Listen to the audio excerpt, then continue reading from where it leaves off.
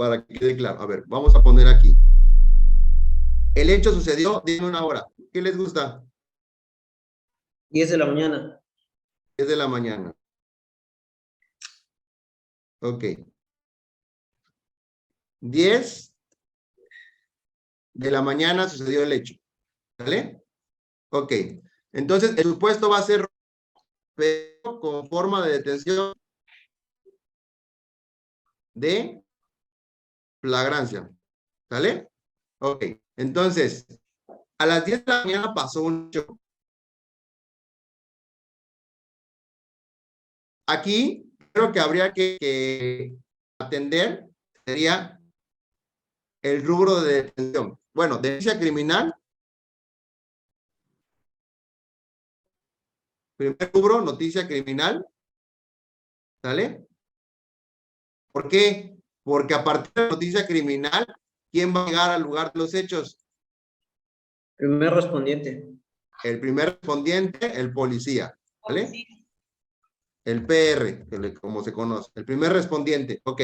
El primer respondiente va a recibir esta noticia criminal y a partir de que recibe la noticia criminal, se tiene que abocar a qué? Dependiendo si en ese momento detuvieron a la persona, lo va a tener que recibir. Si en ese momento no está la persona y el hecho acaba de pasar a las 10 de la mañana, pero el primer respondiente, vamos a suponer que llegó a las 10:15, está fresca la flagrancia todavía, porque de aquí a aquí, solamente han pasado ¿cuánto tiempo? 15 minutos. Han pasado nada más 15 minutos. Entonces, esto es cronológicamente probable, es objetivamente aceptable, razonablemente correcto. 15 minutos de uno a otro. Pero está hablando que de esta distancia, que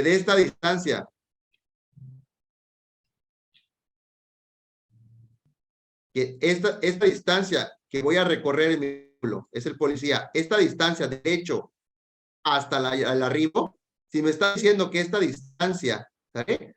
Es, ¿cuánto les gusta? 15 kilómetros. Y que 15 kilómetros recorrí en 15 minutos a las 10 de la mañana y que en el recorrido existen tantos semáforos. Era la hora en que no entran alguna cuestión de escuela, algo. Entonces, habría que estudiar primeramente si esto es posible. ¿Vale? El primer punto, estudiar. Por eso es importante tener las horas. Ahora, vamos a suponer que sí es posible. Ok, paso al siguiente rubro. Estamos armando la teoría del caso o la estrategia para un control en flagrancia, ¿sabes? Para llegar a responder la pregunta de la abogada Lourdes. Siguiente punto. Yo ya brinco esto. Ya vi que esto está aprobado. O sea, posible, estuvo bien. Si hay una noticia final, hay un hecho, 15 minutos, llegó correctamente, recibió la. Ahora tengo que esperar ¿qué? La flagrancia. Es decir, si fue en el momento, si fue inmediatamente después, si fue por señalamiento. ¿Sale? Y entonces aquí empiezo mi estudio, de acuerdo al Código Nacional, que sería el 146 del Código Nacional de Procedimientos Penales. Y entonces tengo que establecer en qué supuesto se va a encontrar mi flagrancia. Tengo que establecer en qué supuesto se va a encontrar. Vamos a suponer que el supuesto es el señalamiento. Entonces, tengo que ver que ese señalamiento haya sido correcto. ¿Sale? ¿En cómo voy a ver si es correcto? Que sean características de la persona objetivas. Alto, alto, medio gordito, con gorra.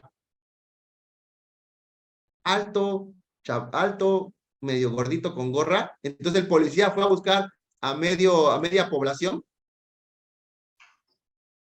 Es ambiguo. Es ambiguo, es escueto, es muy sencilla. Entonces el señalamiento tiene que cumplir con ciertas características.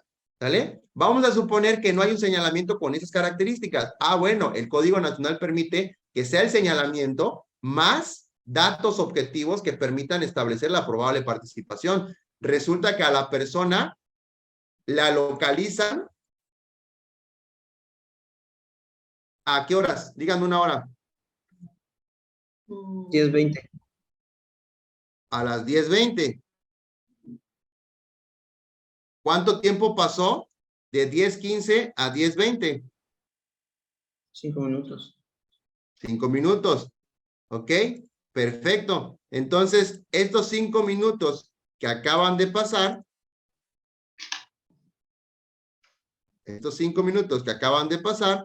resulta que en estos 5 minutos el policía debió haber realizado, ¿qué? Entrevista para obtener el señalamiento y aparte subirse a su vehículo y encontrar a la persona.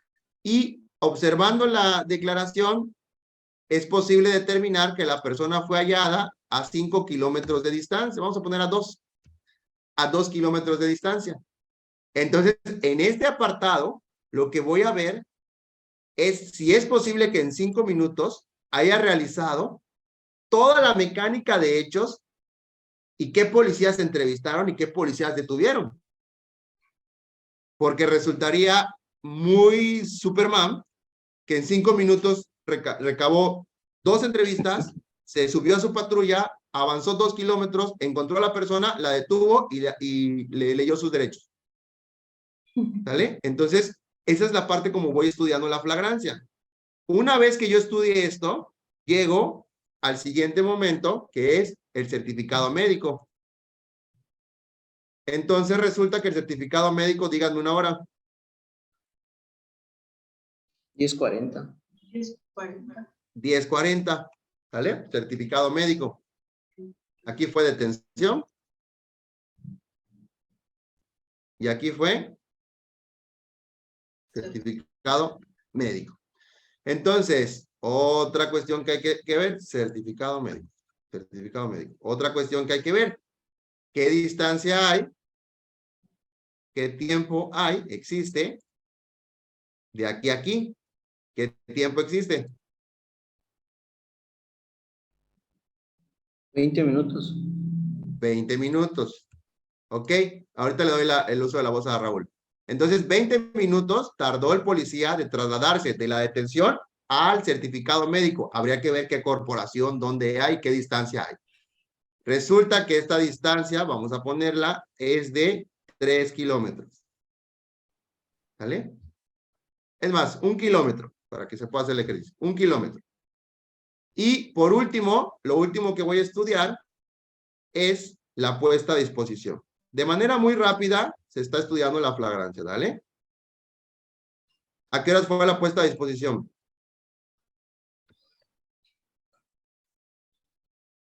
11. A las 11. Ok, entonces ya tengo yo mis horarios establecidos, de acuerdo a la cronología que ustedes acaban de decir. Para que yo pueda debatir la flagrancia, este primer estudio es mi base, para ver si es legalmente establecido la flagrancia, desde como la cronología se fue dando, pum, pum, pum, pum, pum, pum, pum. Y mi pregunta medular o más importante es, ¿qué tiempo pasó? ¿Qué tiempo pasó de aquí? A ver, voy a usar otro tipo de flecha. ¿Qué tiempo pasó del momento en el que prácticamente pasaron los hechos? Se pierde un poquito la flecha, pero aquí lo voy a poner. Aquí está. ¿Vale? Para que no se pierda. ¿Qué pasó de aquí a acá? ¿Cuánto tiempo pasó? 1 hora. A ver, díganme ustedes. 1 hora. 1 hora, ok. Entonces, la legislación está, no la legislación, por criterio de costumbre o por regla, se establece que pueden pasar un término. Dice la ley, inmediatamente que haya sido detenido, se tiene que poner a disposición, ¿sale?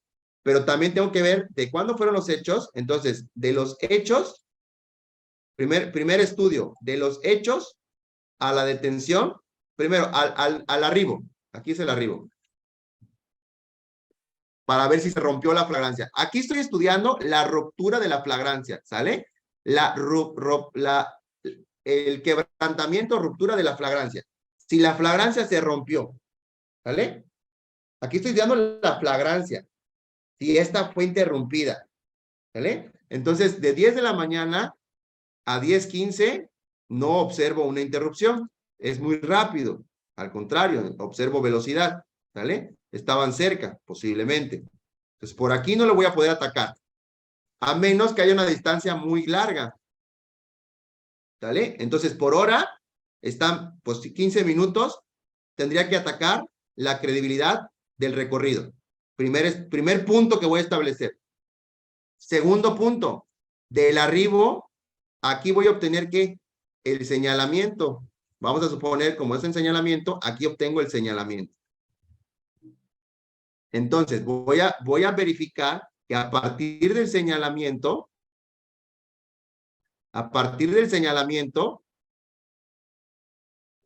la detención. ¿Sale? Entonces, ¿qué tiempo hubo del señalamiento a la detención? 5 minutos. Voy a hacer el mismo ejercicio, si esto es posible de acuerdo a la distancia. Establezco mi segundo punto. Tercer punto, voy a estudiar de la detención al certificado. Si este recorrido está acorde al tiempo que tardaron.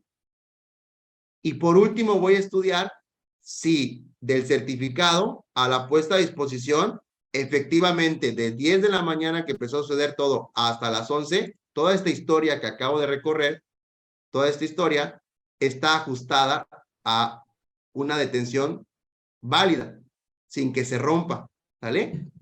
Aquí, ojo, no estoy estudiando el plazo de retención, porque esto está fuera del plazo de retención. Aquí que estoy estudiando la validez o que no se interrumpa la flagrancia. Estoy estudiando los supuestos de flagrancia, la validez de flagrancia, la legalidad de la flagrancia, un control de legalidad de flagrancia. ¿Sale? Había alguien que había alzado la mano primero, antes de... Híjole, es que le sigue apareciendo como... Raúl, perdón. Pero primero fue Raúl, ¿va? Raúl, te escucho. Sí, bueno, a lo mejor en lo último, doctor, fue el que llaman el principio de inmediación. Ok. Donde se corrobora que efectivamente los elementos aprensores cumplieron con ese principio y lo presentaron en forma, pues válida, congruente. Nada más que vamos a cambiar, está bien como lo está expresando, pero el término vamos a cambiarlo. En lugar de inmediación, llamémoslo inmediatez, porque la inmediación es un principio rector y la inmediatez... El principio de inmediatez. Ajá, es inmediatez. Y otra... es principio rector, inmediatez es de lo que estamos hablando. Principio de inmediatez, es correcto. Principio de... Y otra cuestión aquí, el certificado médico, estaba yo viendo unos criterios de jurisprudenciales en el cual el certificado médico, que incluso se puede tardar porque no hay médico, por queda lejos, lo que sea, que eso no es válido para que no haya ese principio de inmediatez. Es correcto, es correcto. Que el policía debe presentarlo con el Ministerio Público y el Ministerio Público debe ordenar el certificado médico, no el policía. De hecho, es correcto. De hecho, sí, es totalmente correcto, porque fíjense lo que pasa en la práctica. Hacen un certificado médico en la corporación, el policía que detiene, y luego llegan a la fiscalía y le mandan a hacer otro certificado. Esto meramente es administrativo para evidenciar, yo no lo maltraté. Yo lo recibí bien, yo lo entregué bien, ¿y dónde sufrió la lesión? Ah, pues la sufrió es nada más por eso, es una maña, no es una maña, sino es algo que arrastramos todavía por una situación de tortura, mala praxis. todo ese tema. Malas praxis, ¿no? Malas prácticas, es correcto. Abogado Robert, Moto, 20. ¿Me das tu nombre? Yo nada más tenía una duda en el bueno. Vamos a darle el uso de la voz a Moto 20 y luego sigo con Roberto. Muchas gracias, doctor. Perdón, es Mauricio, no es que no he podido cambiarlo. Mauricio, Gabriel, Sí. hazme un favor, mañana antes de la sesión, comunícate me dijo su nombre, Mauricio Trejo. con Mauricio y explícale cómo puede cambiar el nombre en el Zoom, ¿va? Ok. Muchas gracias, doctor. Mauricio, te Pues, escucho. sí, mire, es en relación a lo que estamos viendo y lo que está comentando mi compañero. Aquí, bueno, esto es también en los hechos, más bien en la práctica lo que sucede es de que muchas veces cuando, no sé, el policía, el primer respondiente, trae pues, al detenido y lo presenta en la sede ministerial, pues muchas veces, a veces en ocasiones en sede ministerial no hay médicos legistas, entonces te dicen, oye, no, ¿sabes qué? Pues mándalo a otro municipio porque ahí sí hay médico legista o pues me atrevo a decir hasta con médicos así de, no sé, farmacias similares, cosas así, ¿no? A veces sucede. Y a veces los policías dicen, oye, no, pues espérate, pues es que no es mi labor. Sin embargo, pues en el área donde yo estoy, les decimos, no, ¿sabes qué? Espérame, pues es una facultad y es obligación del Ministerio Público. ¿Por qué? Porque él es el mando y conducción y tal, así lo maneja no recuerdo qué artículo, no recuerdo si es el 132 del Código Nacional de Procedimientos Penales, que le menciona que tiene obligación, él es el mando y conducción. Entonces, yo te lo presento y tú te vas a encargar de hacer todas esas labores administrativas pues, de que, sí, que el Claro, detenido no tenga lesiones. claro, por ¿O no? supuesto. Ahora, mi duda es por lo siguiente también, más bien no es duda, más bien usted, doctor, en la práctica, ¿usted ha visto alguna vez un caso urgente? Digo, Sí, flagrancias, pues hay claro, muchísimas, claro, casos pero urgentes, casos sí. urgentes. Sí, claro, Ok, claro, sí se ok, dan. Muy pocos, pero se dan, porque hay toda la responsabilidad del MP.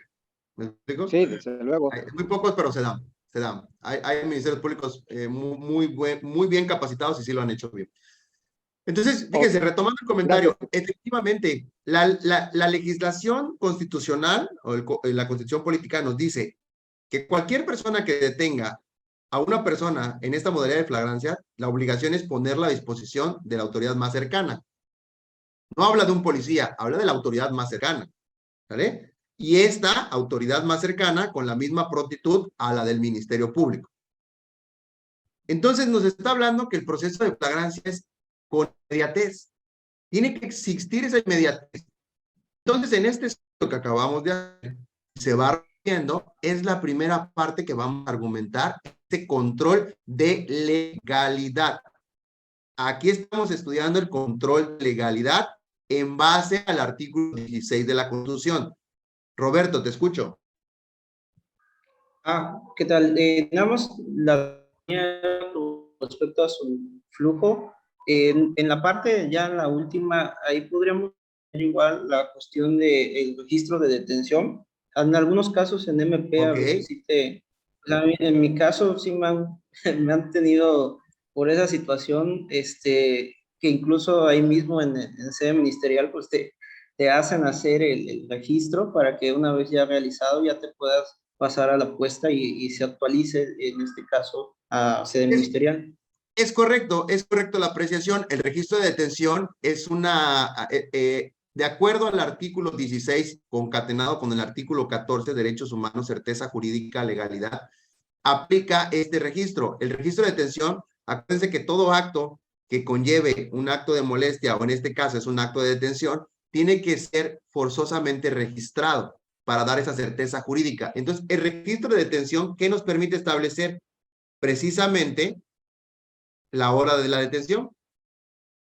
Y entonces da certeza a esta historia que estamos estableciendo. ¿Vale? Ese sería el fenómeno que se establece para el registro de detención. Prácticamente, vuelvo a repetir, como tiene que el Estado garantizar el debido proceso desde el momento de la función policial, entonces para evitar malas prácticas se le ocurrió al Estado pues que haya un registro de detención. Porque a veces, ¿cómo debatíamos a qué horas fue detenido o a qué horas fueron los hechos? Porque podían modificar la historia. Entrevistaban a la víctima, le decían, usted va a decir que los hechos fue a tal hora. Y empezaban a modificar. Y entonces el IPH, todo esto va a estar en el IPH. H, ¿sale? Entonces, esta primera parte que estamos estudiando sobre cómo debatir un control de legalidad, de detención en flagrancia, se encuentra en el IPH, ¿vale? Toda esta información en el IPH la vamos a encontrar, en el informe policial homologado. Ese IPH es el que el policía le va a entregar al Ministerio Público al momento de ¿qué? De la puesta a disposición, ¿vale? Al momento de la puesta a disposición, tiene que entregar un IPH. Entonces, si nosotros tenemos un caso en este tipo, tenemos que irnos al IPH para empezar a armar nuestro debate de control de legalidad. Primer punto, en flagrancia. En flagrancia se debate el control de legalidad de la detención, ¿vale? En flagrancia. Ahorita vamos a entrar a caso urgente, pero en flagrancia esto pasa. Todo esto que estamos recorriendo es la primera parte de nuestros argumentos en este control de detención, ¿vale? Vamos a pasar a la segunda parte.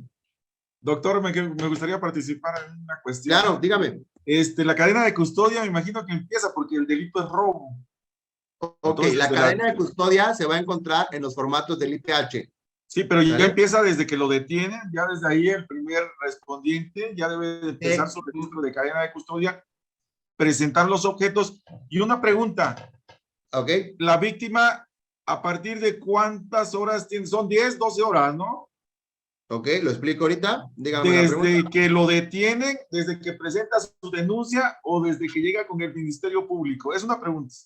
Ok, quiero entender que usted se refiere hasta qué punto tiene para querellarse o presentar su denuncia formalmente, ¿no? Exacto, sí, el requisito Contesto de la primera, procedibilidad. contesto la primera en razón a la cadena de custodia. La cuestión de la cadena de custodia de los objetos es paralelo, es un proceso paralelo a lo que estamos platicando. O sea, no precisamente tiene que ser al momento de la detención, porque la recolección de objetos puede ser autónoma a la detención. Puede haber una recolección de objetos sin detención o puede haber una detención sin recolección de objetos. Es autónomo, ¿de acuerdo? Entonces, una cosa es cadena de custodia y otra cosa es detención. En el control de legalidad no vamos a debatir la cadena de custodia porque no sería el momento procesal adecuado. No lograríamos el objetivo, sacar a nuestro cliente, ¿vale? Entonces, para poder liberar a nuestro cliente, tendríamos que enfocar todas nuestras fuerzas al control de legalidad. Si nos desviamos por el tema de cadena de custodia, tratando de determinar que el objeto encontrado no pertenece al delito o no se cometió con ese delito, el juez va a decir, pues no hay certeza porque tiene que haber todavía una parte preliminar donde el Ministerio Público tendrá que hacer ciertas pruebas para determinar si ese es el objeto que privó de la vida. ¿Vale? Entonces, bueno, aquí es robo, me refería al robo específicamente porque ahí lo anotó usted. Vamos a suponer una pistola, un cuchillo, si fue con violencia, o ahora vamos a hablar, creo que ya entendí, que le encuentran la cartera a la persona que es detenida. O el celular. O el celular que fue robado. Ok, eso es estudio de una probabilidad de participación, ¿vale?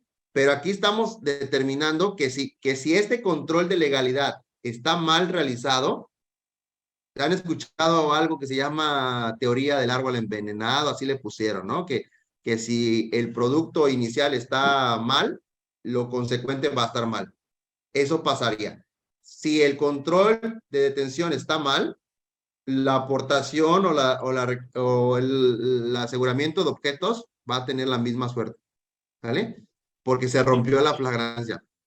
Eso no quiere decir que no se haya cometido una conducta, eso no quiere decir que el delito se terminó, eso no quiere decir que ya no va a haber investigación, no. Puede haber una investigación, puede el Ministerio Público solicitar a través de una orden de citatorio, un citatorio, llegar a la audiencia otra vez y hacer todo el ejercicio. Ahora ya no control de legalidad, ahora va a ser directamente la imputación. Eso es el fenómeno. Entonces, aquí depende del delito la suerte que corra. Porque, por ejemplo, si liberamos a una persona de un homicidio, pues automáticamente, me decía la abogada Lourdes, ¿cuál es la maña? Pues la suerte que va a correr. Lo liberé en el control de detención. ¿Sabes qué, hermano? Págame antes de que pase otra cosa, ¿no? Y yo te recomiendo que te guardes un ratito porque te van a girar una orden de aprehensión. Si lo liberamos de un fraude, no te preocupes, esto ya no hay tema de preocuparnos. Vamos a acreditar tu arraigo y vas a ir en libertad. ¿Ven la diferencia? Dependiendo del delito me preocuparía. ¿Sale? Esa es la cuestión. Pero lo primero que calificamos o que debemos estudiar como abogados es esta parte. Igual como asesores jurídicos, saber por dónde nos van a golpear. Porque aquí está el primer punto medular para el control de detención. Pero doctor, ahí el MP necesita también la denuncia, ¿no? De la víctima. Si no, Ok. no puede... Siguiente pregunta, la denuncia. El Código Nacional de Procedimientos Penales, en el artículo 147, lo verifico, si alguien puede corroborarlo, 147 o 148. Sería más que nada la ratificación de la apuesta. Voy. 148 del Código Nacional. El 148 del Código Nacional establece 3 supuestos en el que el Ministerio Público puede dejar en libertad a una persona dentro de sus 48 horas. ¿Vale? Pero aquí que no se confunda. Una cosa es la calificación de la flagrancia que hace el Ministerio Público como un previo, ¿sale? Para recibir la puesta a disposición. Y otra es la calificación del control de legalidad que se hace ante un juez de control. ¿Sí? ¿Cuál es la diferencia? La que hace el Ministerio Público no permite el principio de contradicción. Ahí no vamos a debatir nada. El Ministerio Público, bajo su más estricto criterio y conocimiento del derecho, va a establecer si la flagrancia se da o no se da. Y es el primer control que existe de la flagrancia. El Ministerio Público determinará si quiere dejar en libertad 140 del Código Nacional. Verifíquenlo, 140 del Código Nacional. 140, a ver. Libertad durante la investigación, ¿vale? 140. Durante los casos de detención en flagrancia, cuando se trate de delitos que no merezcan prisión preventiva oficiosa, el Ministerio Público determine así que no va a solicitar la prisión preventiva como medida cautelar, podrá disponer la libertad del imputado o imponer una medida de protección en términos de los dispuestos en el Código. Cuando el Ministerio Público decrete la libertad del imputado, lo prevendrá de que se presente, ¿no? Esa es la primera forma. O sea, yo, Ministerio Público, aún así te califiqué de legal, voy a determinar la libertad porque no voy a solicitar prisión preventiva. Puede ser el primer supuesto. Siguiente supuesto, no califico la detención, no se da, se rompió en algún momento, policía, no te recibo a tu detenido, ¿sale? Puede darse, o lo recibo, pero lo dejo en libertad, ¿sale? Lo recibo, pero lo dejo en libertad, son los supuestos. Ahora bien, abogada Lourdes, y procedo con la siguiente explicación.